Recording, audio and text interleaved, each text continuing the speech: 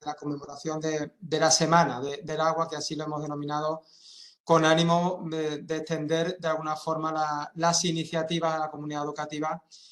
Por lo tanto, lo primero, mi sincero agradecimiento, en este caso, además, al CES de Cuevas Olula, su directora, Elizabeth, no solamente por conducir los seminarios, sino por el apoyo en la organización, en la puesta en marcha, como digo, del doble seminario web. Por supuesto, qué decir del equipo de planes y programas educativos, en este caso, bueno, representado aquí por Ana Belén, Francisco, María. Mi especial agradecimiento, además, a María, que ha trabajado muy intensamente en la puesta en marcha de estas jornadas, y la verdad es que es un motivo de alegría que dos servicios, en este caso, tanto planes de formación como programas educativos, pues bueno, trabajen conjuntamente en pro de la comunidad educativa. Y, por supuesto, mi agradecimiento a Fernando Valladares, que nos acompaña en el seminario de hoy, y a Sergio Marto. La verdad es que es un auténtico lujazo poder contar con ellos en estas jornadas y que puedan compartir con todos nosotros y nosotras pues bueno, el conocimiento que les ampara. Solamente por contextualizar, las dobles jornadas, incluso como digo, no solamente la conmemoración del día de hoy, sino de toda la semana, pues bueno, decir que creo que por todos, por supuesto, por todas, he sabido que ya desde 2015, con la puesta en marcha de los 17 objetivos para la Agenda 2030 de Desarrollo Sostenible, concretamente el objetivo 6 de agua limpia y saneamiento, pues se empezaron a poner las bases, digamos, de alguna forma de la concienciación, de la importancia de velar por este valor que tenemos entre nosotros. Y concretamente, la Asamblea General de las Naciones Unidas pues, proclamó desde 2018 a 2028 el Decenio Internacional para la Acción, Agua para el Desarrollo Sostenible, para hacer frente, por supuesto, a estos desafíos relativos a los recursos hídricos, ¿no? que en este momento pues, nos abordan. Qué decir del aumento de población, desarrollo industrial, tecnológico, el cambio también de hábitos respecto a la alimentación, la higiene, el ocio. Pues bueno, ha supuesto una creciente demanda no solamente de agua en los países desarrollados, sino que muchas veces pues, está provocando o ha provocado ya una sobreexplotación del recurso, así como, por supuesto, contaminación de ríos, lagos, mares y litorales, afectando notablemente a los ecosistemas asociados y generando además un gran deterioro del paisaje. Todo ello, si además lo unimos a la crisis climática y su incidencia en nuestra comunidad, pues por periodos cada vez más prolongados, como el que estamos viviendo de sequía, pues hace que nos replanteemos el valor del agua, nuestra relación con ella y la necesidad de modificar una serie de hábitos y comportamientos que vayan orientando a hacer un buen uso de este recurso limitado y esencial para la vida. En este sentido, en Andalucía, pues tenemos además el reciente informe de medio ambiente de 2022, en el que nos habla de la situación hidrológica actual en claro descenso en cuanto a los recursos disponibles, provocados por la sequía, como digo, que nos acucia en este momento. Y nos invita, pues obviamente, a promover un cambio en los hábitos, como digo, para preservar este bien tan valioso. Desde, concretamente, en la cuestión que nos afecta a nosotros, en la Consejería de Desarrollo Educativo y Formación Profesional, pues poner en valor o hacer especial énfasis en nuestro programa Aldea. Es obviamente el programa que brilla con luz propia en cuanto a afrontar no solamente la crisis climática en general, sino concretamente la cuestión relativa al agua, a la sequía. Es un programa, todos sabemos, de educación ambiental, es un programa para la innovación educativa que pretende promover el desarrollo de iniciativas de educación ambiental ante la situación, como digo, de emergencia climática actual. La conexión con la naturaleza, la naturalización de espacios, el desarrollo sostenible y las relaciones del ser humano con su entorno social y natural.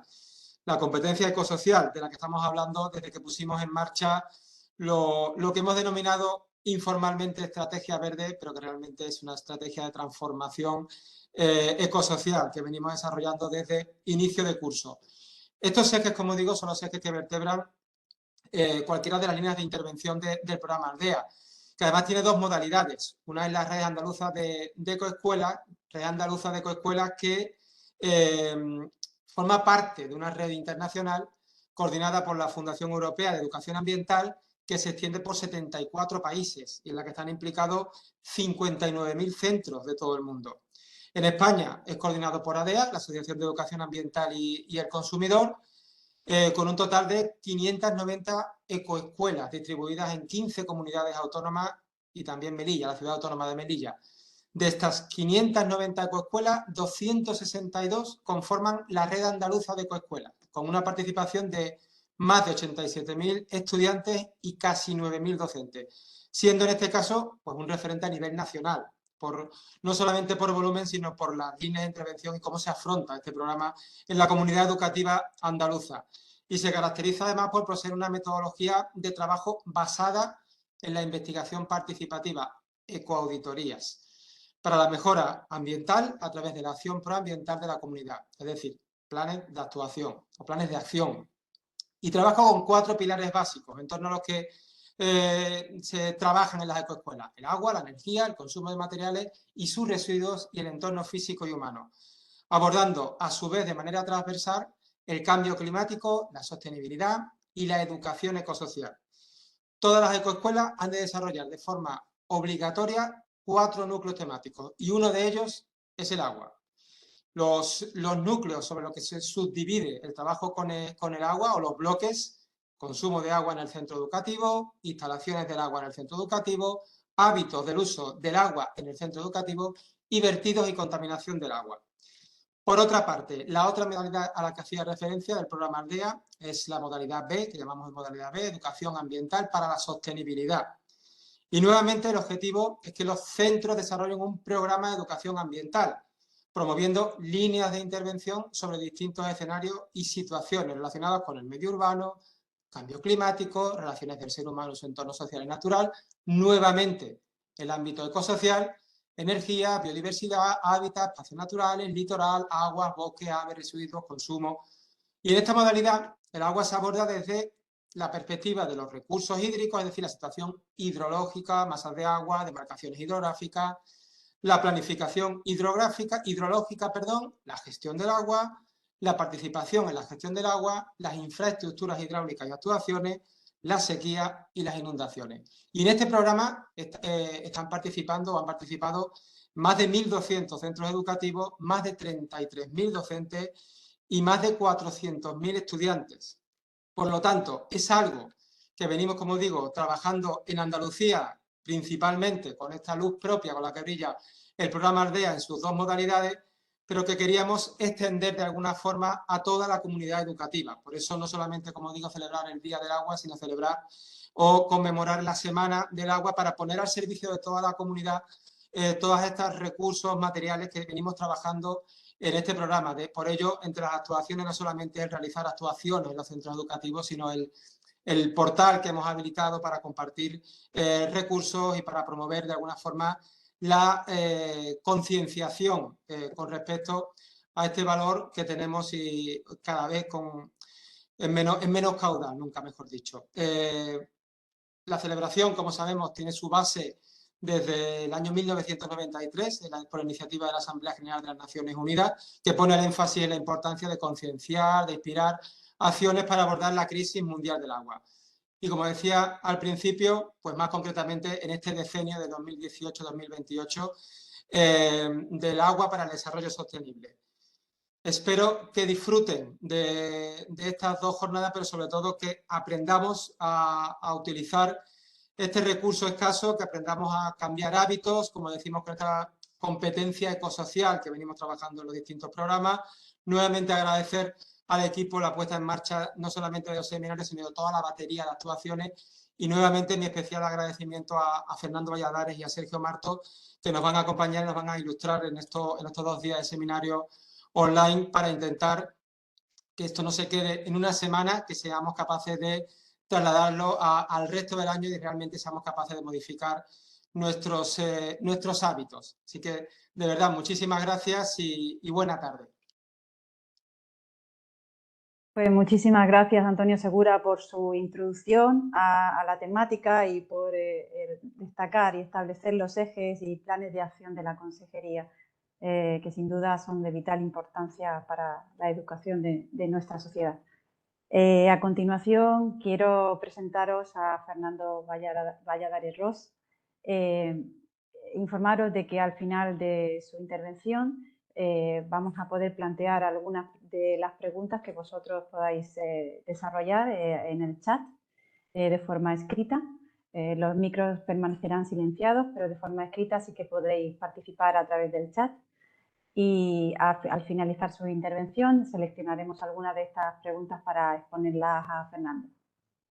Pues Fernando Valladares es doctor en Ciencias Biológicas por la Universidad Complutense de Madrid, con premios extraordinarios de licenciatura y doctorado y premio internacional Mason H. Hale en Canadá en el año 1994. En la actualidad es profesor de investigación del CSIC, donde dirige el Grupo de Ecología y Cambio Global en el Museo Nacional de Ciencias Naturales. Es además profesor asociado de la Universidad Rey Juan Carlos de Madrid. Participa como profesor de los másteres de biodiversidad de la Universidad Pablo Olavide de Sevilla y de la Universidad Rey Juan Carlos de Madrid. Ha publicado más de 350 trabajos científicos entre artículos y libros, la mayoría en revistas internacionales de ecología y biología vegetal, con un índice H de citaciones de sus trabajos de 76. Desde 2015 es científico altamente citado en el área de ecología y medio ambiente. Ha impartido más de 220 conferencias y cursos en más de 37 universidades y centros de investigación de todo el mundo, incluyendo Canadá, Estonia, Estados Unidos, Chile, Brasil, Australia y numerosos países europeos. Ha sido durante 8 años presidente de la Asociación Española de Ecología Terrestre y es actualmente vicepresidente de la Sociedad Ibérica de Ecología. Su investigación se ha centrado en los impactos del cambio global en los ecosistemas terrestres y en los mecanismos de tolerancia y supervivencia a condiciones ambientales extremas. Ha contribuido significativamente a la estimación de la plasticidad fenotípica y a la comprensión de su importancia en las respuestas de los organismos al cambio global. Estas investigaciones se complementan con proyectos de restauración ecológica y con un esfuerzo por divulgar la ciencia en general y la ecología del cambio global en particular. Contribuye en numerosos medios de comunicación y escribe de forma habitual en diversos periódicos, como en la sección de Ciencia Crítica del diario.es. Buenas tardes, Fernando.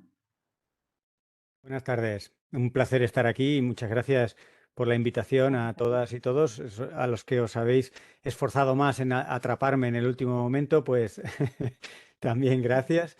Y un placer. La verdad es que me veo muy en sintonía y las palabras de presentación de Antonio Segura también encajan con muchas de las cosas que veréis que yo diré, quizá en algunos momentos con un tono más provocador. Los científicos, recordad que tenemos el privilegio de sentarnos delante de los reyes sin sombrero.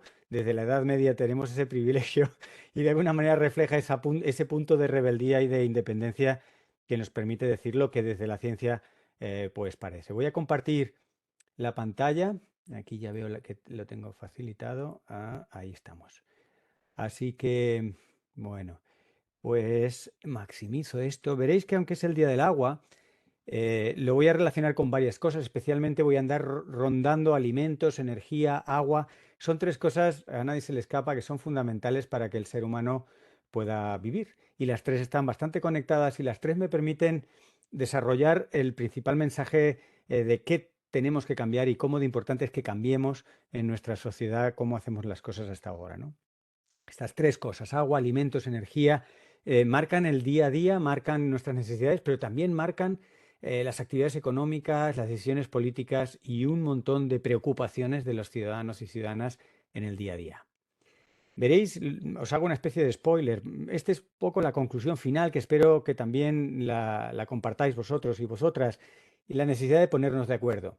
No significa esto que nos tengamos que poner de acuerdo en todo. Viva la diversidad, pero tenemos que elegir una lista mínima de cosas que la ciencia propone, pero vosotros y vosotras tenéis la última palabra, porque realmente estamos viendo rifirrafes en la sociedad, en la política, incluso en las visiones empresariales, que lo que están haciendo es hacernos perder mucho tiempo, un tiempo del que no tenemos tanto como teníamos hace 8 o 10 años, por ejemplo, cuando firmamos el Acuerdo de París. Como se ha dicho, hoy es el Día Internacional del Agua. Esta es la página web de las Naciones Unidas hoy. Y la frase lo dice un poco todo: el agua es un bien común, no una mercancía, y este va a ser uno de mis puntos fuertes para desarrollar y explicar hoy, ¿no? Vamos a repasar algunos números, no me voy a poner demasiado pesado, es la hora de la siesta, no asimilamos muy bien mucho número, pero algún número, fijaros qué sencillo. Muchas veces recurro a la regla de los tercios. Necesitaremos un tercio más de agua de aquí a mediados de siglo, que está a la vuelta de la esquina. Un tercio más de agua. Esto en un informe reciente de la Organización Meteorológica Mundial de la Salud. Siempre me refiero, por supuesto, al agua dulce, porque de agua salada vamos sobrados. El planeta en realidad está mal llamado, no es planeta Tierra, es planeta agua, y domina el agua, pero el agua salada. El agua dulce representa apenas un 3% del total del agua, y esa es por la que nos peleamos, esa es por la que sufrimos y esa es la que necesitamos y a la que se le dedica el Día Internacional de hoy. La regla de los tercios: un tercio más de agua para dentro de para el medio del siglo XXI. Y la otra parte de la regla de los tercios es que una de cada 3 personas hoy en día no tiene agua suficiente para las necesidades básicas. ¿Y de dónde va a salir todo este agua? ¿Cómo le vamos a poder dar a esas personas el agua que necesitan y cómo nos la vamos a dar a nosotros mismos dentro de unos años? Pues desde luego tenemos que cambiar muchas cosas, ¿no? Por ejemplo, España dedica el 80% de todo el agua a regar, a la agricultura. Ahora veréis que la mitad de lo que producimos lo tiramos. Así que esto, aquí hay un margen muy amplio para cambiar, ¿no? Leemos constantemente que se autorizan nuevos campos, nuevas hectáreas de regadío. Para mí lo malo no es solo eso, para mí lo malo es que se celebre, porque eso significa que no se ha entendido nada.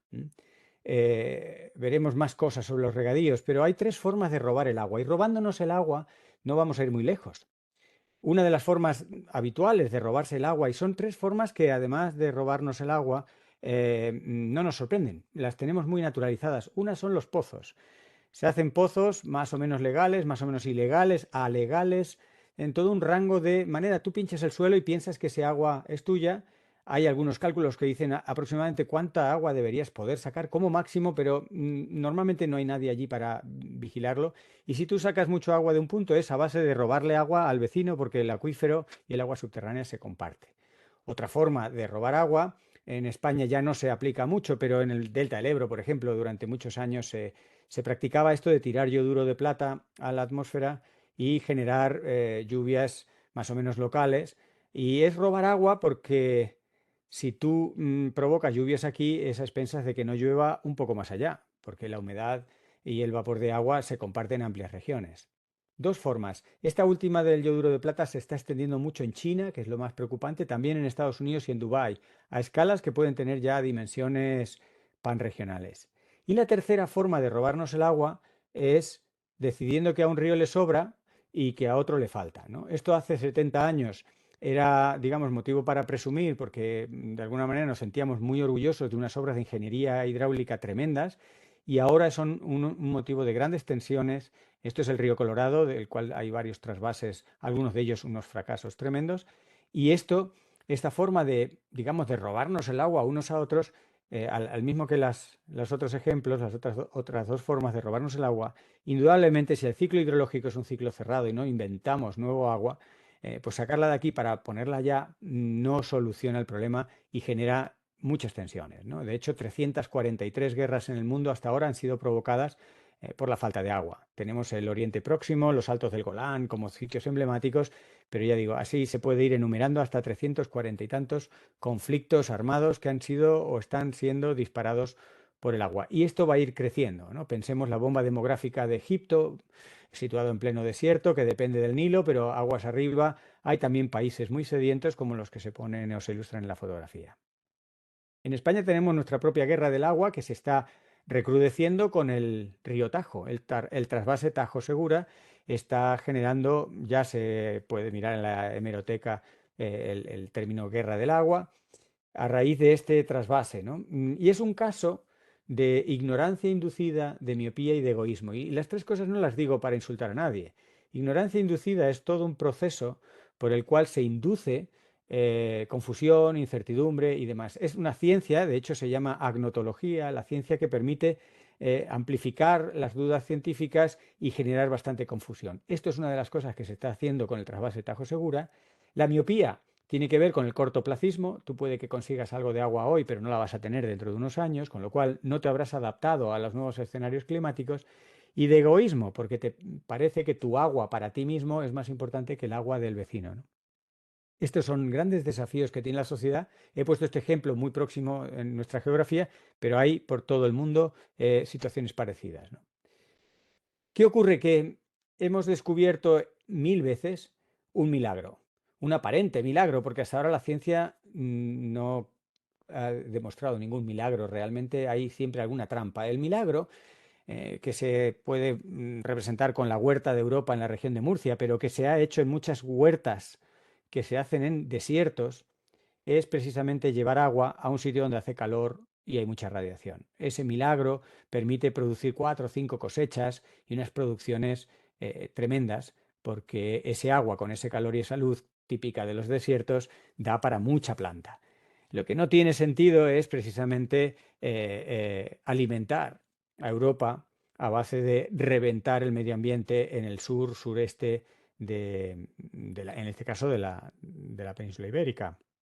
Estaría, si hablábamos de Andalucía, lo mismo que decimos para Murcia, se encajaría con Almería y con otros sitios, ¿no? Es una tentación fácil porque es un dinero que bulle rápidamente, ¿no? Es una explosión de productividad. El problema es que en la tierra quedan todos los agroquímicos y, desde luego, no es un uso nada sostenible de ese recurso tan valioso. Por algo son desiertos. A pesar de la escasez hídrica en España, es el país europeo con más superficie de cultivos de regadío, un total de casi 4 millones de hectáreas. Y no solo es eso, ¿no? Sino es que está creciendo. No es que se esté corrigiendo una tendencia insostenible, la del regadío, sino, como decía antes, se celebra cada vez que se dan más concesiones al regadío. El regadío nos endeuda y nos empobrece a todos, incluso a los que estamos a centenares o miles de kilómetros del campo en concreto en el cual se establece. Aquí tenéis las 3 o 4 comunidades más importantes en España: Castilla-La Mancha, Castilla-León, Murcia y Andalucía, muy importantes en superficie de regadío y, por tanto, las primeras que tienen que hacérselo ver, que tienen que revisar con honestidad y que ir transformándose a una cosa que en España tenemos mucha tecnología milenaria, que es el secano. Produce menos, pero es sostenible. Si nos preocupa la sostenibilidad, nunca la vamos a encontrar en el regadío. Fijaros, Eurostat da un valor de referencia, un índice que se llama WEI, de eficiencia en el uso del agua, y recomienda que este valor no pase de un 40%. Esto viene a decir qué porcentaje del agua de una cuenca hidrográfica deberíamos estar usando. Eurostat recomienda, bueno, apoyado por supuesto por los técnicos y especialistas y científicos que hay detrás, recomienda no usar más de un 40%. El resto, el 60%, se tiene que dejar en la cuenca para otros usos, entre otros los servicios ecológicos y ecosistémicos de los que vivimos todos. Fijaros la tabla para España simplificada del último informe en el Miteco. Los números rojos nos llevan a algunas cuencas, como la del Segura, que tiene valores de 165. No solo sobrepasa ese valor del 30-40 que es recomendado, sino que es que pasa del 100%, precisamente porque está utilizando un agua de un pobre río, el río Tajo, que además se lo tenemos que dar en relativamente buen estado a Portugal.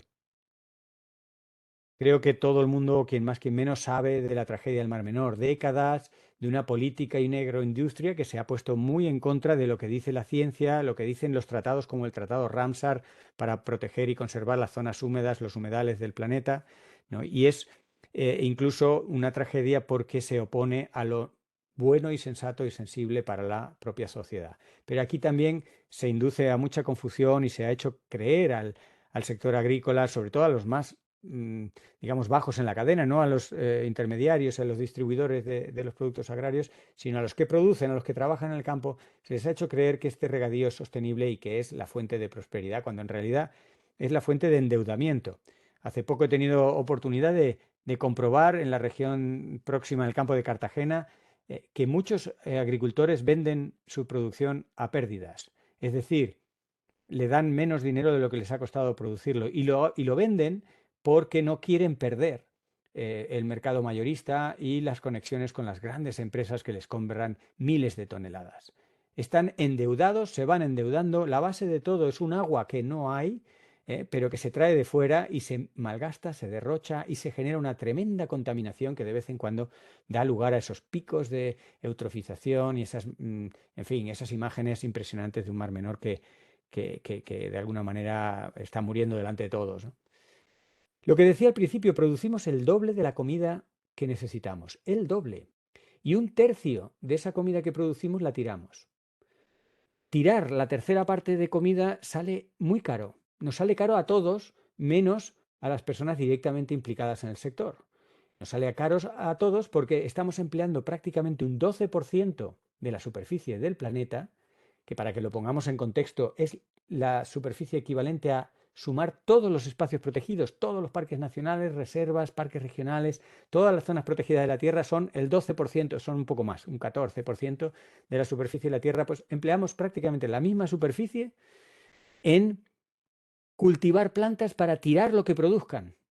Por supuesto, estamos también empleando un montón de agua. Un 23% del agua dulce disponible la empleamos para regar plantas cuyos frutos vamos a tirar. Y claro, una parte proporcional, la cuarta parte de todas las emisiones del sector agrario, que es un sector muy intensivo en emisiones de gases de efecto invernadero, pues la cuarta parte de todas esas también se están produciendo para hacer alimento que vamos a tirar. Es un tremendo despilfarro y es un despilfarro y un derroche aceptado. La propia política agraria comunitaria establece mecanismos por los cuales se indemniza y se permite que se tiren, como en la imagen de la fotografía, tomates o cualquier producción en el propio sitio de producción, porque hay algo aparentemente sagrado que es el precio de mercado. Esto de los milagros se hace en muchos sitios. El año pasado tuvimos ocasión de verlo un poco en el desierto peruano, en la zona de Arequipa. Hay un proyecto, bueno, ya estaría la segunda parte de un proyecto que ya lleva décadas funcionando allí, que es pues precisamente generar aguacates, mangos y un montón de frutas en mitad del desierto para consumo de europeos y norteamericanos, con un agua que por supuesto no sale de allí, porque no en vano es un desierto. Es un agua que viene de los glaciares y que viene de derivar un afluente del río Amazonas. Si recordáis un poco de geografía, el Amazonas vierte teóricamente al Atlántico. Bueno, pues una tremenda obra de ingeniería con capital español. Esto es de las cosas que más vergüenza nos da, porque no se aplican en terceros países la normativa ambiental que sí que se aplica en España. Así que empresas españolas y capital financiero español está siendo empleado fuera en otros países con criterios más laxos y que por tanto donde se puede hacer la vista gorda a actuaciones tan poco sostenibles como otra nueva huerta en un desierto, en este caso en el desierto de Arequipa. Aquí tenéis algunos de los sitios de donde se obtiene el agua y esto, por supuesto, es pan para hoy, hambre para mañana. Con el cambio climático, los glaciares están retrocediendo muy rápidamente y por eso esa otra alternativa de desviar un afluente del Amazonas. Yo diría que son proyectos faraónicos que pueden dar algo de dinero en el corto plazo y solamente a algunas manos, normalmente a las que menos lo necesitan, y desde luego sostenible ni ambiental ni socialmente son estos proyectos. Si tenéis algún rato y queréis ver esto desde el punto de vista cinematográfico, hay muchas películas. Del Mar Menor hay algunas, del Mar de Araal, por ejemplo, que recordaréis, para cultivar algodón a escala planetaria, pues se desecó prácticamente lo que era un mar. Cuando yo era pequeño me lo explicaban como un mar, ahora mismo es poco más que una laguna. Isabel Coixet dirigió este documental tan interesante de Aral, el mar perdido. El caso del mar de Salton en California, otro caso interesantísimo que ha pasado a las películas y muy parecido, esa dinámica de explotar el agua como si fuera infinita, en este caso combinado con un desierto que durante unos años sirvió para hacer un resort turístico, que luego no hubo ni para turistas ni para tomates. ¿Y qué ocurrió? Pues se secó el fondo de este mar y quedaron todos los agroquímicos que ahora los levanta el viento y los deposita con total frialdad sobre la tremenda ciudad de Los Ángeles. Y miles de personas respiran y tienen problemas de salud graves por inhalar esto que durante unas décadas le dio dinero a alguien. Doñana. Si hay algo de lo que podemos estar orgullosos todos los españoles y españolas es de este parque nacional, un parque nacional que sirve de parada para las aves migratorias, que tiene una diversidad extraordinaria, que es un punto biogeográfico de primer orden a escala del planeta. Y si Doñana tiene la importancia que tiene desde el punto de vista naturalístico e internacional, es por el agua. A Doñana le afectan las sequías, le afecta el cambio climático, pero principalmente lo que le afecta a Doñana son las fresas. No hay agua para fresas y parque nacional. No la hay. Apenas habría para una de las dos cosas y estamos pretendiendo hacer otro milagro que es parque nacional y fresas. Una pregunta curiosa.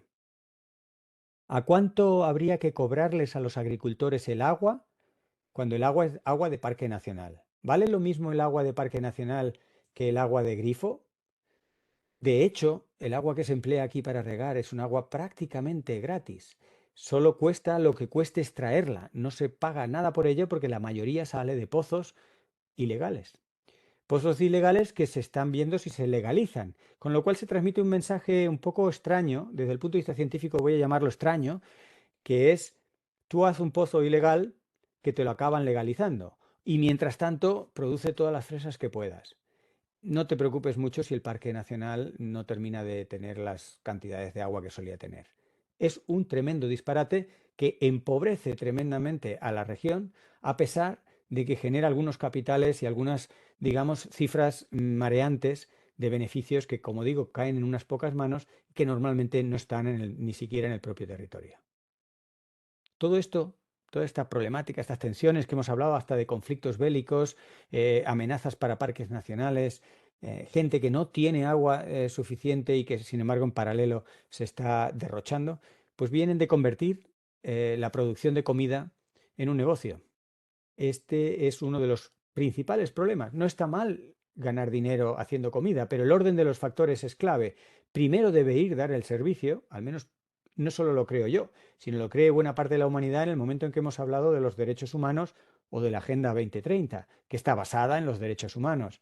Primero debería ir la opción de generar comida para que la gente coma y después hacer un negocio. Si lo hiciéramos así, seguramente no produciríamos el doble de comida de la que necesitamos.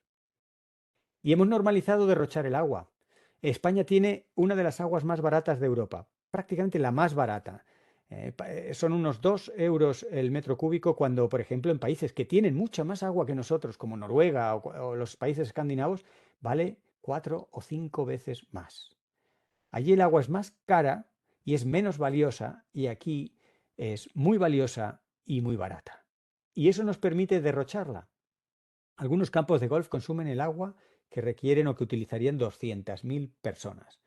Y los céspedes despertaron la atención de dos periódicos a dos lados del Atlántico, El País y el Washington Post. A la vez, en septiembre del año pasado, hacían un análisis recogiendo un poco la bibliografía científica sobre la cantidad de agua que se estaba invirtiendo en los países europeos y en el norte de América en mantener algo que es extravagante, como es el césped. Hemos llegado a normalizar el césped, nos parece normal. Si pensamos en el origen del césped, entenderemos que es un tremendo disparate. El origen del césped fue para impresionar. Tiene el origen en el siglo XVIII, cuando en el entorno de los palacios franceses se rodeaban de estas superficies extensas, muy costosas de mantener, con mucho requerimiento de cuidados y de agua, y que no servían para nada. Entonces, claro, el pueblo, la ciudadanía, se quedaba asombrada de ver esas tremendas extensiones que llevaban tanto trabajo y que no servían para nada. Ahora no solo no sirven para nada, sino que además nos gastan una cantidad de agua de millones de litros, mientras los países, aquí se hablaba de los estados de Arizona y Nevada, pero en España se hablaba de tantas regiones que padecen cada vez más unas sequías crónicas. Hemos normalizado un derroche y un lujo extravagante. Cambio climático, quien más, quien menos, todo el mundo ha oído hablar de él. Es presente. Para mí el mensaje principal es que no es un futuro. Hemos hablado tanto de los escenarios de cambio climático que se nos olvida que ya está ocurriendo. Y precisamente esta semana, el martes de esta semana, el IPCC, el Panel Intergubernamental de Cambio Climático, ha sacado un resumen, una síntesis del último de los informes de evaluación, ¿no? El AR6, que se terminó de publicar el año pasado, pues ahora ha sacado una especie de síntesis y de actualización de los principales resultados. Podríamos estar hablando mucho de él, pero si lo queremos contar en corto, vienen a decir que la ventana se cierra.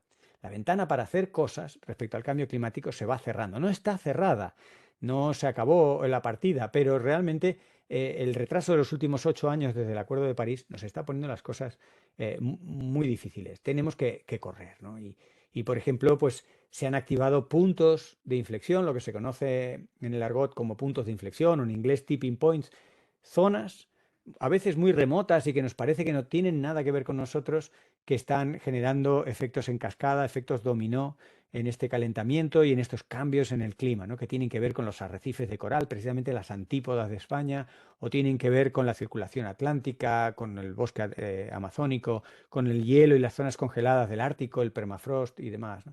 Son sistemas que nos preocupan a los científicos porque una vez que se disparan o que se alcanzan determinados valores de alteración, ya más lleva más y eso no hay quien lo regule y permiten acelerar y por tanto nos preocupa el cambio climático, ¿no? El cambio climático, además, tenemos que tener siempre presente que es mucho más que los eventos extremos. Aunque los eventos extremos es una de las manifestaciones que nos hace más palpables y más percibible el cambio climático, hay muchos efectos. Efectos en la salud humana, en las migraciones, la mitad de las migraciones humanas impulsadas por el cambio climático, un montón de impactos, ¿no? Y lo triste o lo curioso o lo sangrante es que lo sabíamos desde hace mucho tiempo, hace muchas décadas que se sabía, ¿no? Pensemos que los informes del IPCC llevan ya pues más de 30 años y hace 50 años, por ejemplo, la propia compañía ExxonMobil, en enero de este año se ha sabido a través de investigadores de la Universidad de Harvard, salió en el país, pero salió en todo el mundo, en los grandes periódicos de todo el mundo, porque era un tremendo escándalo. Hace 50 años la propia compañía petrolera ExxonMobil sabía y tenía datos muy precisos del calentamiento que ellos mismos estaban generando con los combustibles fósiles que ellos extraían. O sea que el tema se sabía y recuerda tristemente al caso de la industria del tabaco. El origen del cambio climático es muy claro. No es solo el efecto físico del efecto invernadero, ¿no? Es también haber convertido en negocio otra necesidad básica para la humanidad, que es la energía. Claro que necesitamos energía, pero se ha hecho una vez más un uso exagerado porque lo que primaba no era dar energía a la gente, lo que primaba era dar dinero a los inversores y de paso pues dar un servicio que era proveer de energía. Seguimos aferrados además tristemente a los combustibles fósiles. En esta gráfica, como en muchas que habréis visto, se muestra dónde deberíamos estar, que son las líneas de abajo, bien en la producción de petróleo o bien en las emisiones, y dónde estamos, que es la línea de arriba. O sea, no solo vamos despacio, sino es que vamos en sentido contrario. Seguimos aumentando las emisiones, seguimos produciendo mucho petróleo. Esto es tremendo, ¿no? Se ha incrementado la producción global de energía y esto, pues sabéis que tiene una huella climática tremenda, ¿no? Un tema del que no se habla y que me veo obligado a por lo menos mencionarlo, es muy polémico, es el tema de los subsidios.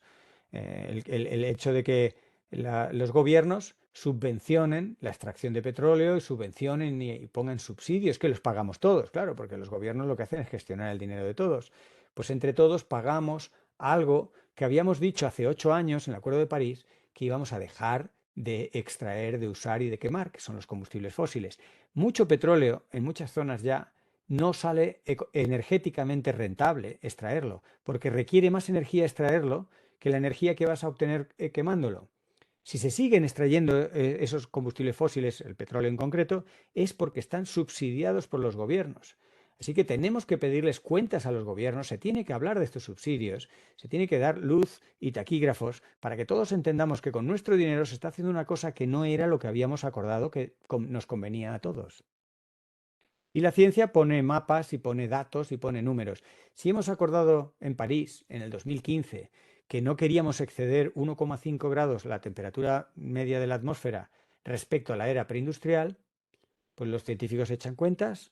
Aquí tenéis un trabajo de Dan Welfy y colaboradores y dicen dónde está el petróleo, dónde está el gas, dónde está el carbono y qué porcentaje se deben quedar en su sitio para que no excedamos de esa temperatura que nos parece que habíamos acordado entre todos. Bueno, pues se tiene que quedar el 60% del petróleo en el sitio y del orden del 90% del carbón en su sitio. ¿Lo vamos a dejar en su sitio? Es una pregunta retórica, claro. De hecho, estamos atrapados un poco entre dos aguas. Estamos queriendo abandonar el petróleo y el gas y los combustibles fósiles y no terminamos de hacerlo. Y por otro lado, estamos favoreciendo algo que es muy necesario, que es en fin, la transformación en la manera de hacer energía, de generar energía eléctrica, con las llamadas renovables. Todos conocemos los molinos de viento y los paneles fotovoltaicos que se vienen a sumar, pues, a la hidráulica y a otras formas de generar energía de una manera mucho más sostenible. No son completamente limpias, pero son mucho menos sucias, sobre todo en términos climáticos y de gases de efecto invernadero, que la alternativa. Pero estamos un poco atrapados. ¿Por qué? Ahora vais a ver un poco por qué estamos atrapados. Los que estamos atrapados somos los ciudadanos y ciudadanas, porque quien nos atrapa, una vez más, son los grandes grupos de inversión y los que mueven las economías de los países. Esos son los que nos atrapan. Una pequeña reflexión para ver dónde estamos es que la riqueza nos hace pobres. Esto es una tremenda paradoja que cuesta encajar, pero si la entendemos, estaremos resolviendo buena parte de los problemas. Saliendo de la pobreza extrema, que indudablemente ahí sí que necesita riqueza, a partir de un determinado nivel de Producto Interior Bruto, los países y los ciudadanos de esos países se hacen pobres ambientalmente y sabéis que si somos pobres ambientalmente, nuestra salud mental y nuestra salud física y el bienestar individual y social se ven directamente afectados. Cuanto más Producto Interior Bruto, más daño ambiental. En ningún momento hemos visto que nuestra tecnología y nuestro nivel de vida pueda compensar por nuestra huella ambiental creciente a medida que tenemos más capital y más poder financiero. Y Europa, con todo lo verde que pretende ser, pues en cuanto vienen las primeras cuestas económicas le tiemblan las piernas y llama verde a formas de energía que no lo son para poderles dar subvenciones a Francia o Alemania. En fin, estamos haciéndonos trampas a un solitario que, como lo que decíamos de los robos del agua, en el fondo son habas contadas y estos enjuagues no es hablar limpio ni transparente a la gente y no nos van a resolver el problema. Parece que tuvo que invadir Putin Ucrania para darnos cuenta de que dependíamos tremendamente y seguimos dependiendo de los combustibles fósiles. Esto la verde Europa, más del 80% de la energía la seguimos sacando a base de quemar petróleo y gas. En fin, una buena noticia, salvo que trabajes en el sector energético, es que necesitamos muy poca energía, mucha menos de la que creemos. Otra vez vienen los científicos, miden y llegan a la conclusión, Jackson y colaboradores, de que el consumo de energía que necesitamos es 75 gigajulios por persona y año. ¿Qué necesitamos para qué? Bueno, pues esto lo muestran las grafiquitas en cada uno de los mapas. Para alcanzar el bienestar, hay 9 indicadores de bienestar que se van alcanzando a medida que uno tiene más acceso a la energía, pero a partir de un determinado nivel de energía, ya por mucha más energía que tengamos, no somos ni más felices ni más sanos. Los indicadores de bienestar no crecen y ese valor es el que han calculado que está en torno a 75 gigajulios por persona y año. Y ese valor es la mitad de lo que consumimos los españoles. Así que fijaros si tenemos margen para reducir el consumo energético. Podemos irnos en promedio a la mitad, unos más, otros menos. ¿Y cuáles son las respuestas? Pues las respuestas no van en esta línea. El sector de las renovables está poniendo sobre la mesa proyectos por valor de entre 6 y 9 veces más la energía que actualmente consumimos, que si multiplicamos por 2, por el estudio previo, están proponiendo 12 a 18 veces más de la energía que necesitamos. ¿Por qué? Porque esto es un negocio. El negocio es la energía, no ajustarse a la energía que hace falta. Tan mal estaban y siguen estando las cosas en materia ambiental que las Naciones Unidas volvieron a hacer otro esfuerzo más y después de años de establecer el marco jurídico han propuesto, bueno, ya está aceptado, han aceptado, en fin, hecho ya una nueva herramienta para todos nosotros, un nuevo derecho humano universal, el derecho a un medio ambiente limpio y saludable. Ahora, como decía Kofi Annan y otros presidentes de las Naciones Unidas, se trata de que todos los ciudadanos del mundo empleemos esta herramienta, los hagamos servir estos derechos humanos. Ahora tenemos uno más que tiene que ver con el medio ambiente. Se trata de que no lo violemos y de que lo utilicemos como una herramienta en juicios, en argumentación, etcétera, para pues detener algunos de los proyectos insensatos que van buscando el dinero por encima de la salud de las personas y la salud de los ecosistemas. Porque ambas cosas, la salud de las personas y la salud de los ecosistemas, están estrechamente ligados. Este es el concepto de salud planetaria que a algunos todavía les sigue pareciendo un poco cósmico, pero que ya lleva muchos años estudiándose y entendiéndose cómo la salud de las plantas, los animales, los ecosistemas y la de las personas están estrechamente ligados. En la COVID, durante la pandemia, a muchos se nos encendió un poco la lucecita en relación a esta visión, ¿no?, de One Health, una única salud. En este caso es un programa de las Naciones Unidas que precisamente nos muestran lo sensibles que somos los humanos a la degradación ambiental y lo sensible que somos en términos de salud física y mental. Como os decía, el informe último del IPCC, si se puede resumir en algo, es que la ventana se está cerrando, pero eso quiere decir que todavía está abierta. Cada vez nos queda un poco menos de tiempo y menos de margen, pero todavía está abierta, ¿no? Y desde luego en el informe no se puede insistir más que estamos en tiempo para la acción. Todos y cada uno de nosotros y nosotras tenemos que convertirnos en activistas. Activistas de algún tipo, de algún grado, pero tenemos que poner nuestro tiempo y nuestro esfuerzo y nuestro conocimiento humano y profesional para cambiar las cosas. No podemos quedarnos de brazos cruzados. Unos harán más, otros harán menos. Unos más orientados hacia el medio ambiente, otros más orientados hacia la sociedad. Las dos cosas están estrechamente ligadas, pero hay que hacer cosas, ¿no? Y esta famosa curva en la cual nos encontramos todavía aumentando las emisiones de gases de efecto invernadero, hay que bajarla. Recordar los tiempos del confinamiento, que había que aplanar la curva. Bueno, en este caso no es tanto aplanarla como bajarla. Tenemos que reducir las emisiones significativamente para alcanzar unos valores de cero emisiones netas y en cualquier caso para estar en los niveles de calentamiento que son seguros para la humanidad. Estamos hablando de nosotros, no estamos hablando ni siquiera de las siguientes generaciones. Esto es ya, ahora. En este informe último, que todavía me veis las gráficas en inglés, porque ha salido este mismo martes, pues dan una larga lista de cosas que muchas de ellas no nos sorprenden, porque ya las hemos hablado, les ponen números, le dicen con estrellitas la viabilidad de medidas para la acción climática, tanto de adaptación en la zona de la izquierda, como de mitigación en la zona de la derecha. Fijaros el peso de la solar y de la eólica, cómo son cosas digamos, a trabajar mucho para mitigar, para revertir el cambio climático o evitar que vaya a más, ¿no?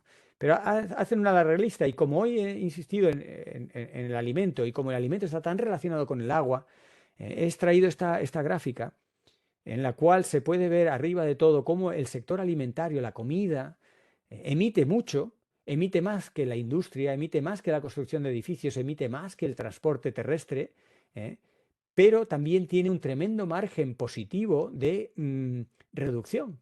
Podemos producir mucha menos comida, ya os argumenté que tiramos la mitad, es decir, producimos el doble, pues aquí fijaros que las cifras andan por ahí. Se puede reducir mucho la huella de emisiones del sector alimentario, hasta en un 44%, es muy viable esta reducción y es muy importante. Así que tanto lo que comemos como los alimentos que producimos, en la manera en la que los producimos, a dónde los llevamos, todo lo que concierne a ese sistema alimentario tiene un gran margen de mejora, ¿no? Y en esta línea de las cosas que podemos hacer, tenemos que cargarnos de optimismo, porque si no nos bloquearemos o seremos incluso negacionistas, retardistas y todos estos istas que yo creo que hay que transformarlos en optimistas, porque con esfuerzo se pueden hacer cosas. La ciencia va poniendo ejemplos, ¿no? Yo hago algunas recopilaciones, a veces en pequeños programas de radio, en mi página web, valladares.info, así voy coleccionando ejemplos, ¿no? Muchas veces tiene un ingrediente social y muchas veces tiene un ingrediente local, pero lo local acaba no solo sumando, acaba multiplicando por el efecto digamos, de ejemplo positivo para otras personas. Hay muchos ejemplos. Os animo a que los busquéis también vosotros y tenemos que armarnos. Una cuestión es que a la hora de los problemas saltamos demasiado rápidamente a las soluciones tecnológicas y nos dejamos dos tipos de soluciones que son muy importantes, las soluciones basadas en la naturaleza y las soluciones basadas en la gente, en la comunidad, en las personas.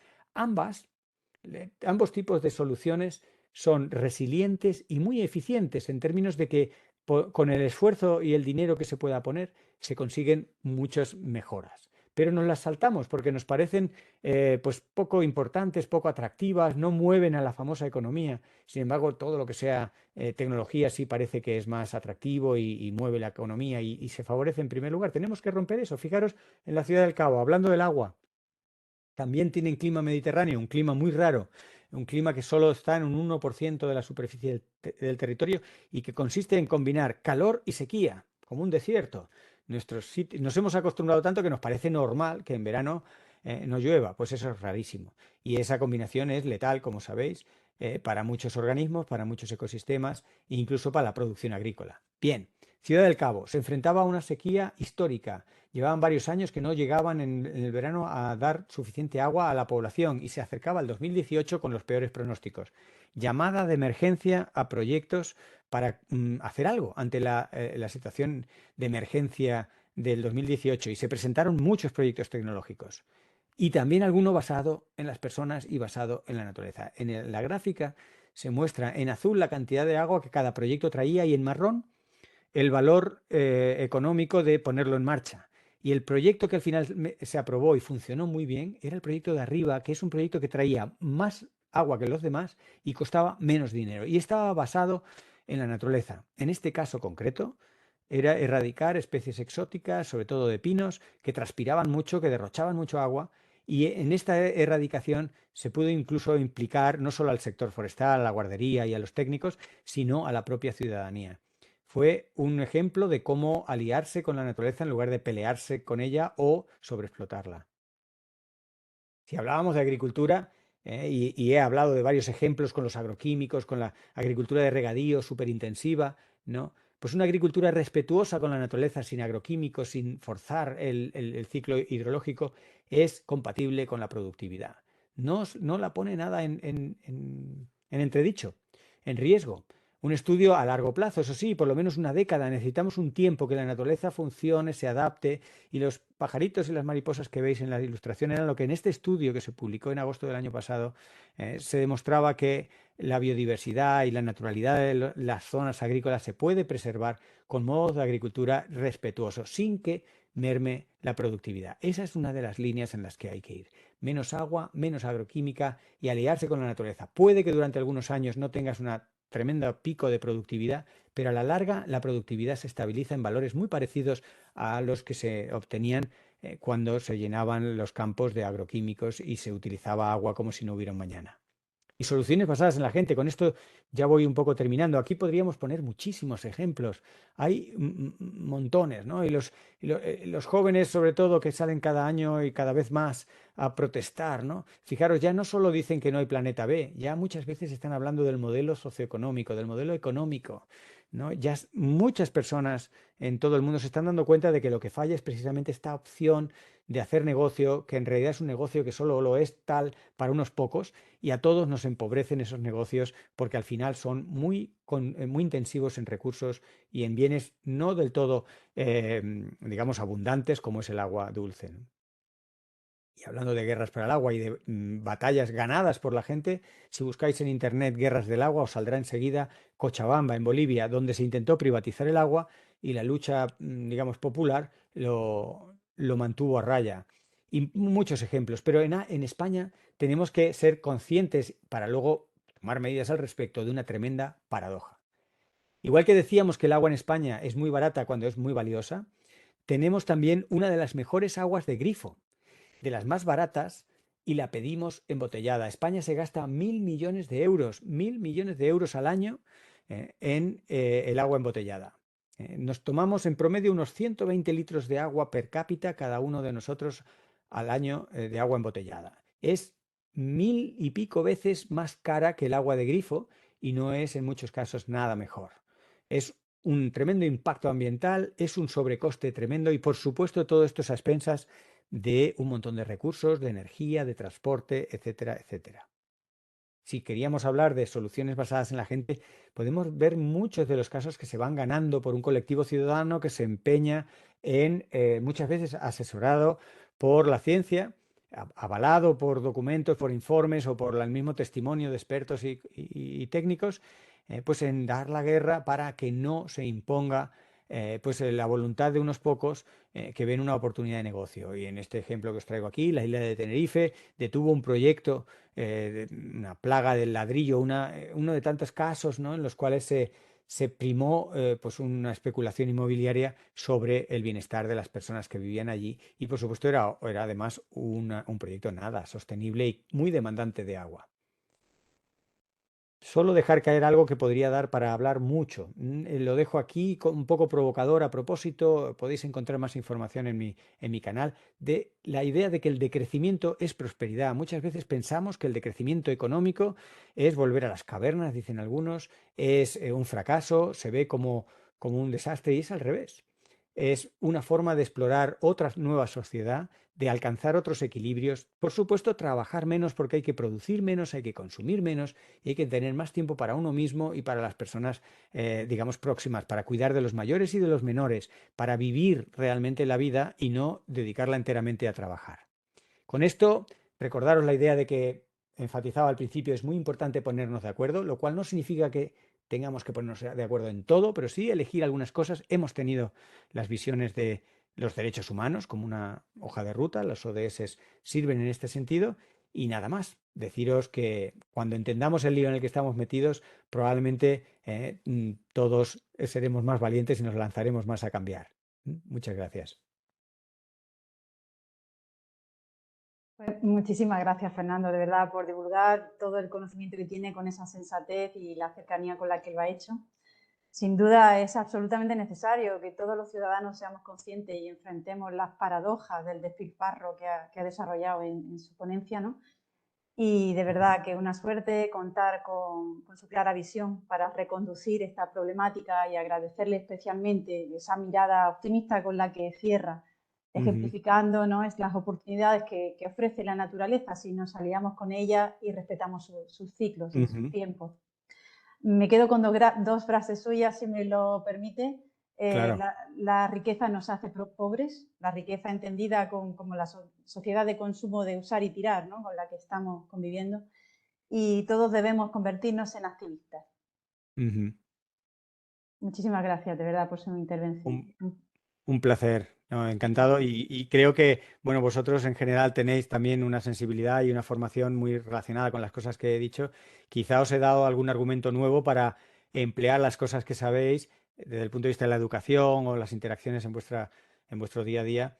Se Sin trata duda. de muchas veces cargarnos de más argumentos porque cambiar cuesta y hay una inercia social a no cambiar, política también, económica. Y tenemos que ser más decididos, tenemos que cambiar más drásticamente, no poner pequeños parches aquí y allí, sino, y hay mucho que ganar, o sea, también tenemos que verlo en positivo, como recalcabas ahora. Sin duda, muchísimas gracias también por permitirnos grabar esta ponencia, porque Claro. alguien ha preguntado dónde la alojaremos, ya han respondido en el chat, que se alojará en la sección de recursos educativos en el portal Aldea, para que, como comentan muchos profesores y profesoras, pues podamos utilizarla en las clases y divulgar este contenido. La misma presentación en PDF os la hago llegar, se la hago a María, con la que tengo ahí muy a mano y que la comparta, si os es útil, yo encantado. Y en mi página web hay mucho material, hay 300 infografías, hay vídeos, podcasts, en fin, es material para la humanidad, o sea, que se utilice en lo que podáis y en lo que os sea útil. Muchísimas gracias. Pues ahora a continuación vamos a abrir el turno de preguntas que nos han planteado por el chat. Las tengo aquí anotadas y si me permite pues voy a leerlas para que la conozcan todos los participantes. Muy bien. La primera pregunta sería, el último informe del IPCC habla de la necesidad de adoptar medidas urgentes para al menos paralizar el proceso de cambio climático en el que nos encontramos inmersos. ¿Podría concretarnos qué cambios cree que son necesarios para promover la sostenibilidad en el uso de los recursos naturales de los medios de producción agroganaderos? Ya ha comentado algunas claves, ¿no?, de esta problemática. Claro, en lo agrogranadero se aplica en realidad la filosofía general que he intentado contar de que hay que acoplar una transformación tecnológica, que es el cómo hacemos las cosas, con una transformación en el modelo de negocio y no ser tan ambiciosos en, digamos, ganar tanto dinero, producir menos, enfriar un poco esa producción. Se pone mucho el ejemplo, o por lo menos lo he entendido muy bien, que lo han entendido a su vez muy bien en el sector de la moda, ¿no? En la moda, por ejemplo, se está no solo cargando al consumidor último que compre menos camisetas, sino también que se produzcan menos camisetas y que el diseñador diseñe menos camisetas. Toda la maquinaria tiene que ir en ese sentido de enfriar un poco la producción, el consumo, acoplado a nuevas tecnologías, porque la tecnología que permite, la tecnología muchas veces permite una eficiencia en el uso de los recursos. Y en el sector ganadero, en el sector agrícola, se aplican estas cosas, ¿no? O sea, la eficiencia en el uso del agua nos ayuda mucho. Hay muchas formas estupendas de sacarle un buen partido al agua que se vaya a usar en una explotación ganadera o agrícola, pero no basta con eso, tiene que ir acoplada esa eficiencia en el uso del agua con un menor uso de agua. O sea, tenemos que ser un poco menos ambiciosos. Por supuesto que si regamos mucho, incluso un cactus crece más, pero tenemos que vencer la tentación. Si tenemos cultivos de secano muy bien adaptados a la sequía, pues entendamos que esa es la vía a ir. Y claro, los olivos y los riegas producen más aceitunas, pero los olivos son un buen ejemplo de un árbol milenario adaptado a la sequía. Entonces aprovechemos esa virtud que en este escenario nos viene muy bien. La ganadería extensiva frente a la intensiva. Por supuesto que la ganadería extensiva se alía mucho mejor con la naturaleza, tanto a la hora de generar residuos como a la hora de consumir recursos, sea agua, sea hierba, sea lo que sea, ¿no? Y por tanto las emisiones de gases de efecto invernadero, todo se escala mucho más razonable al kilo de carne que se produce de una manera u otra. Pero en general también hay que producir menos carne. O sea, tiene que ir acoplada la tecnología con la visión un poco económica global, ¿no? Estupendo, muchísimas gracias. Sí, ya apuntaba estas soluciones también en su ponencia. La segunda pregunta que quiero transmitirle dice: Andalucía especialmente está padeciendo un déficit hídrico importante, cuyas causas y perspectivas de futuro son preocupantes. Dadas las circunstancias en las que ya nos encontramos, ¿qué medidas cree necesaria adaptar en la gestión y los usos del agua para optimizar y hacer sostenible este bien natural? Bueno, van un poco en la línea que he esbozado de inventariar de dónde sacamos el agua y para qué la usamos. Creo que no, muchas veces ese inventario en sí mismo revelaría, ¿no? Como esa tabla que pasé un poco rápido con los valores de las cuencas y demás. A veces unos números en unas columnas revelan mucho, ¿no? Y si vemos en dónde se endeuda Andalucía en agua y vemos en algunos tipos de cultivos que en realidad no generan tanta riqueza, porque son cultivos, digamos, mayoristas, que van, como decía antes, casi a veces casi a pérdidas. Si metemos los factores sociales y los factores ambientales, muchos de los cultivos que se hacen en Andalucía son deficitarios, tremendamente deficitarios. Porque se queda una huella de contaminación y se queda un sobreuso del agua en la propia Andalucía para exportar a la capital, a Madrid, que es uno de los principales consumidores de lo que se produce en Andalucía, pero es un modelo colonial que ya hemos visto que explota mucho y deja en el territorio mucha pobreza. El otro día leía un artículo de un economista muy interesante que el título movía la reflexión: ¿cómo es posible que haya tanta pobreza en una región tan próspera como Andalucía? Y lo mismo que se dice de Andalucía se puede decir del Amazonas y de tantos lugares del planeta.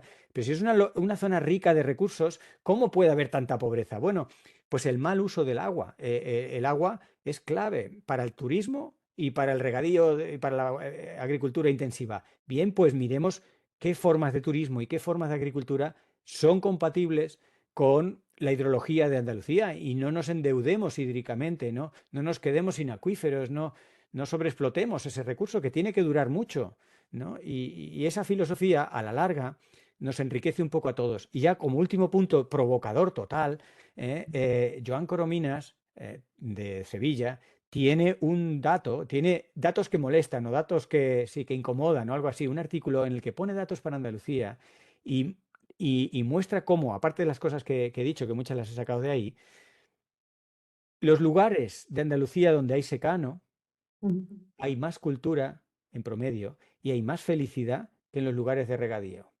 Cultura y felicidad son dos indicadores de bienestar y de prosperidad. En esas zonas de regadío no hace falta que os recuerde qué tipo de personas a veces se las ven casi esclavizadas, no pueden huir, no pueden salir de allí porque ganan muy poco dinero, están trabajando 14 horas encima, ambientalmente, etcétera, etcétera. No hace falta que me repita mucho, ¿no? Pero quedaros con ese contrasentido porque uno piensa, o es la idea que muchas veces asociamos: agua, regadío, producción, riqueza. No, agua, regadío, producción, pobreza. Y dices, ostras, la ecuación me ha fallado algo. Primero, lo que hay que hacer es este tipo de análisis, como podríamos decir, a calzón quitado. Hay que hablar con honestidad, hay que hablar con transparencia y luego yo creo que muchos números hablan por sí solos. Y entre todos y todas va cundiendo una sensatez que he podido experimentar en asambleas ciudadanas, que cuando la gente tiene acceso, hablo de la gente en general, así un promedio grande de la población o un grupo tomado al azar, tiene acceso a estos datos, empieza a imperar la sensatez. Se neutralizan pues el efecto ombligo, el efecto egoísmo de yo lo mío, se neutralizan muchas cosas que nos llevan por ese camino de la amargura, ¿no? En el que consumimos más de lo que el terreno da y nos ponemos en un ciclo acelerado del agua cuando el agua no se puede acelerar, es la que es, se renueva a la velocidad que se renueva. Totalmente, muchísimas gracias, de verdad. Muy clarificador escucharle. Bueno, y tengo una última pregunta. Dice, ante los desafíos sociales y ecológicos a los que nos enfrentamos, ¿cómo crees que debemos evolucionar a la educación ambiental para actuar como herramienta de transformación? Yo creo que hay que buscar con más énfasis razones para el cambio y motivación. Cuando hay motivación, cuando hay ganas, cuando hay algún sentimiento, y esto estoy hablando de sentimientos cuando yo vengo de la razón y como científico todo analítico y racional, pero me doy cuenta que la ciencia en sí misma y los datos no bastan, son imprescindibles, pero no bastan, hace falta motivación para el cambio. Y creo que en la educación, en la formación, en la manera de hablar, negociar, charlar, hace falta poner, por un lado, ese tipo de ejemplos de razones para el optimismo que pueden cargar de positividad a las personas y no simplemente ya vienen estos a aguarme la fiesta diciéndome que no se puede, que esto no, que no, que no, que no y que no, ¿no? Bueno, no se puede, pero sin embargo, fíjate lo que ganamos frenando esto, ¿no? Ganamos una doñana, así por seguir con el ejemplo, pues que sigue siendo motivo de orgullo y motivo también de riqueza, de otro tipo de riqueza, no solo económica directa, sino una riqueza más variada de muchas más cosas, ¿no? Que dan estabilidad, dan sensatez a una sociedad. Cuando se mira, la gente es más feliz, más sana y más, digamos, más en armonía con el medio ambiente. Estamos, de alguna manera, diciendo en palabras a veces un poco complejas, cosas bastante obvias, pero nos hemos ido alejando tanto de la naturaleza, de las cosas obvias y de las cosas sensatas, que tenemos a veces que decir, a ver, vamos a simplificar el discurso. ¿Qué estamos diciendo? Estamos diciendo que no uses más agua de la que tienes. Pues sí, estamos diciendo cosas de ese estilo, ¿no? Entonces, encontrar la forma de simplificar los mensajes, de no confundirnos con cosas, de no caer en falsos milagros, de pensar, no, vamos a poder combinar, en fin, dos cosas incompatibles. No, si queremos esto, pues esas expensas de que esto, pues no tanto. Si queremos tal, entonces ir definiendo ese tipo de cosas muy simples y luego armarnos de una cierta motivación, ir cogiendo ejemplos no solo de que se pueden esos cambios, sino también de lo positivo que traen esos cambios. Porque lo más fácil, pensad que tenemos en el ADN, cuando he mencionado lo del decrecimiento, que lo hago un poco a propósito para que la palabra vaya calando, tenemos tan metidos en el ADN que crecer es éxito, que cuando alguien nos dice decrecer se ve como fracaso. Pues aquí el decrecer en lo económico es éxito. Entonces cada uno tiene que encontrar la manera en primero entenderlo y luego explicarlo. Mm. Difícil, difícil tarea, pero sin duda escucharle nos pone rumbo, nos pone rumbo. Muchísimas gracias. Tengo aquí alguna intervención más en el chat. Daniel Ada pregunta, en el sector agropecuario, ¿cree usted que la clave puede estar en esos grupos de inversión que han entrado a saco, ¿no? Despreciando los modelos tradicionales? Pues es una pregunta un poco retórica. La misma persona que lo pregunta ya anticipa que no. Al decir a saco, pues claro, cuando se entra a saco en una cosa tan delicada como es el agua en un sitio seco, pues las cosas no van a salir bien. El agua hay que tratarla con un cariño y con un respeto que no se lo damos, en primer lugar, porque no vale nada, vale muy poco. En segundo lugar, porque parece que uno pincha y sale agua y sigue saliendo agua, pero llegará un día que no saldrá y hay pozos que se están secando, ¿no? Entonces, esas especulaciones con una fuerte inversión financiera y demás, normalmente es una cosa temporal, es una ventana de tiempo, es una oportunidad. Y primera cosa que creo que nadie va a dudar es esa, ¿no? Que no dura mucho tiempo. Y la segunda cosa que creo que tampoco hay muchas dudas al respecto, es que eso es una riqueza que no queda en el territorio. es una riqueza que queda en unas pocas manos. Yo no quiero entrar mucho en ideologías y en políticas y tensionar mucho ahí, porque enseguida estas cosas tienen unas connotaciones ideológicas, si queremos. Y me gustaría que sonara muy transversal, que se viera aludido y que lo pudiera reflexionar una persona independientemente de a quién vote y qué piense, ¿no? Porque lo intento decir de las maneras más neutras posibles, pero indudablemente si te viene un capital extranjero o te viene un capital de una gran financiera, es esa financiera o ese capital el que se va a ver beneficiado. Como decía el ejemplo, a mí me dolía escuchar a agricultores en el campo de Cartagena que decían, vamos a pérdidas, los pimientos y los tomates los estamos vendiendo a pérdidas, pero con tal de no perder el contrato con esta gran compañía, con este, bueno, no quiero decir nombres, pero os imagináis, ¿no? Esta tarde alguno de nosotros iremos a hacer la compra a alguno de ellos. Con tal de no perder ese contrato mayorista, pues bueno, le vendo los pimientos a 19 céntimos, cuando a mí me cuestan 22. Y ese tipo de situaciones tenemos que entre todos ayudar a que no ocurran. Pero entre todos, insisto, no solo el agricultor, no le podemos dejar el papelón al agricultor, porque el agricultor está un poco entrampado, se ha endeudado comprando unas semillas que le han costado dinero, un agroquímico y una inversión en un campo. Entonces está en una dinámica que le tenemos que ayudar a salir, porque su dinámica nos contamina, nos empobrece a todos y no la podemos mantener. Y tiene que haber medidas sociales de acompañamiento, tiene que haber mucha docencia, mucha formación, mucha narrativa constructiva. Tenemos que entre todos, cada uno a su escala, ayudar a que esas cosas cojan otro rumbo, ¿no? Ujú. Claro, muchísimas gracias. Bueno, y una última pregunta ya de Alfonso Pinilla Moreno aquí en el chat. Bueno, más que una pregunta es una queja, ¿no? Ujú.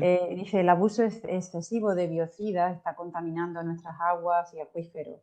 ¿Cuándo vamos a frenar esta barbaridad? Bueno, es tremendo y de las cosas, yo periódicamente cada 2, 3 semanas cambio un poco del tema que saco en las redes y tal, voy sacando temas. Ahora entraré en el tema de mitigación del cambio climático por este informe, pero tengo digamos, en la reserva ya preparados un montón de cosas sobre todos los venenos que echamos en el medio ambiente, los efectos que tienen. Y los efectos son no solo tan intensos, sino tan variados como que, por ejemplo, la comprensión de las matemáticas de los niños en primaria se ve afectado por el glifosato. O sea, pensad que el glifosato te lo comes, lo respiras, pero no solo el glifosato, el bisfenol. Por ejemplo, el bisfenol A es otro contaminante que lo tenemos todos los europeos. Claro, los que ya hemos pasado a la etapa Cantidad. adulta, pues no tenemos tanto problema, pero las mujeres embarazadas, los niños pequeños que están Sí. creciendo, etcétera, captan todas esas moléculas disruptores endocrinos. O sea, que quiere decir que emplear esos herbicidas y pesticidas y químicos no solo matan, que no deberían matar a las abejas cuando en realidad iban dirigidos a otra plaga, sino es que nos envenenan a nosotros. Y nos envenenan de formas muy variadas, que a veces se tarda muchos años en que la ciencia pueda decir, relacionar que la causa de este tipo de enfermedad rara o de este tipo de problema endocrino está debido a esto y eso. Se tarda mucho tiempo, por eso el principio de precaución y por eso, digamos, la sensatez, pongamos la sensatez a funcionar. El echar todos esos químicos, y esos químicos matan. Si la comida basura no se la come una bacteria, si nosotros podemos dejar una hamburguesa en el alféizar de la ventana y ahí se queda sin deteriorarse mucho tiempo, tiene tanto aceite de palma que no la Mm, quieren ni las bacterias. Estoy poniendo ejemplos así un poco como para llevarnos con una clave sí, un poco no, de es humor, cierto. para decir, claro, si nosotros matamos todos los bichos y plantas para dejar solo trigo, ¿a quién le sorprenda que parte de ese veneno no acabe envenenándonos a nosotros y a muchos otros animales y plantas que no nos interesaría envenenar? Entonces tenemos que rebajar ese arsenal químico porque al final es como que nos vamos contaminando a nosotros mismos, ¿no? Totalmente. Y además se da la paradoja de que no necesitamos producir tanto. Entonces, que alguien pare esta locomotora que nos lleva Sí. muy rápido a no se sabe dónde, pero estamos en el camino sufriendo muchos problemas. Qué verdad en sus palabras, y así es. Pues Fernando, muchísimas gracias de verdad por su intervención. Un verdadero placer contar contigo y también agradecer a todas las personas que han hecho posible este webinar, este seminario web. Y recordaros que mañana 23 de marzo a la misma hora, a las 5 horas, contaremos con Sergio Marto Rosillo para un segundo seminario web en torno a esta temática. Agradeceros a todos vuestra asistencia y nada, un placer de verdad compartir este rato con usted. Muy bien, un Hasta gusto. luego. Hasta luego, adiós.